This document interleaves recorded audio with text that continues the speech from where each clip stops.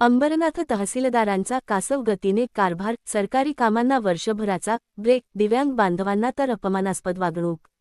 सरकारी काम आणि 6 महिने थांब ही म्हण आता जुनी झाली आहे. अंबरनाथ तहसील कार्यालयाने या म्हणीलाही मागे टाकत आता सरकारी काम आणि वर्षभर थांबा असा नवा पायंडा पाडला आहे. अंबरनाथचे तहसीलदार अमित पुरी यांच्या कार्यपद्धतीवर सध्या प्रश्नचिन्ह निर्माण झाले असून त्यांच्या ऑफिसमध्ये कामे होण्यापेक्षा मीटिंग्ज आणि टोलवाटोलवी लाच जास्त महत्त्व मिळत असल्याचा संतापजनक प्रकार समोर आला आहे. विशेषतः दिव्यांग बांधवांना हक्काच्या सुविधांपासून वंचित ठेवून त्यांना वारंवार चकरा मारायला लावून त्यांचा अपमान केला जात आहे. प्रचंड मानसिक त्रास देण्यात येत आहे. काही दिव्यांग व्यक्तींनी तहसीलदार, नायब तहसीलदार आणि कर्मचाऱ्यांची तक्रार जिल्हाधिकारी आणि दिव्यांग कमिशनरकडे केले आहेत. आता काय कार्यवाही होते ते पाहावं लागेल. तुर्तास SK न्यूज बदलापूर.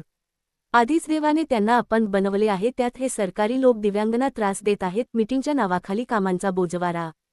अंबरनाथ तहसील कार्यालयात सामान्य नागरिकांना साध्या कामांसाठीही पायपीट करावी लागत आहे. प्रत्यक्ष कार्यालयात गेल्यास तहसीलदार साहेब नेहमीच मीटिंग मध्ये व्यस्त असल्याचे सांगून त्यांना टाळले जाते. ऑफिसमध्ये कमी आणि मीटिंगमध्ये जास्त अशी अजब कार्यपद्धती अवलंबल्यामुळे अनेक महत्त्वाची कामे गेल्या 6 ते 8 महिन्यांपासून धूळ खात पडली आहेत.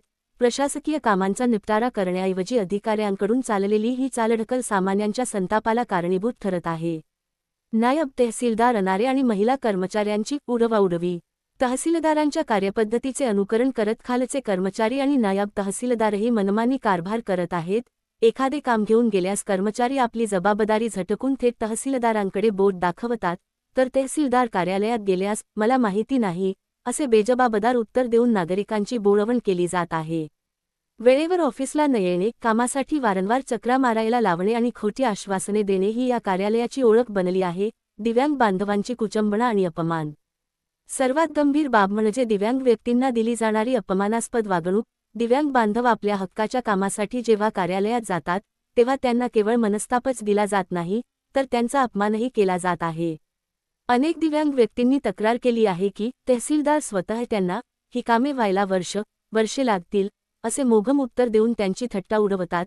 एका पीडित दिव्यांग व्यक्तीने आपली व्यथा मांडताना सांगितले की आम्ही हक्काच्या कागदपत्रांसाठी दररोज चकरा मारून थकून गेलो आहोत.